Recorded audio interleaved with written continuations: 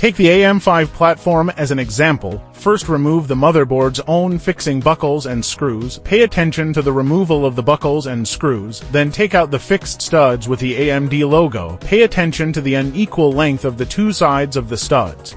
The short end is installed towards the fixed hole on the motherboard. Take out the thermal conductive silicone grease and apply it to the top cover of the CPU. Take out the water-cooled fixing bracket, the bracket of the AMD platform shown in the video. Install it according to the corresponding logo. Remember to tear off the protective film of the water block base. The water block is snapped to the motherboard fixed stud for installation. The water cooling pipe is facing the memory side.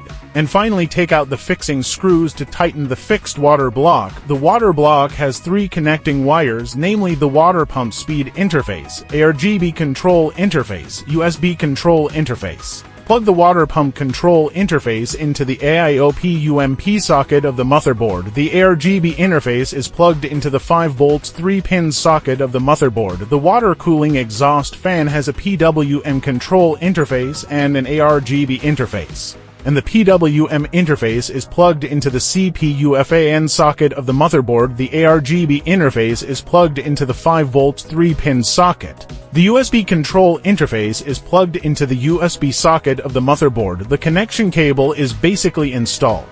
And finally, the 5.5-inch display. There are 4 metal contacts on the back of the screen, which are installed according to the point on the water block. And the screen installation direction can support 170-degree rotation, and the position can be adjusted by yourself, which is convenient and fast, and the installation tutorial is over.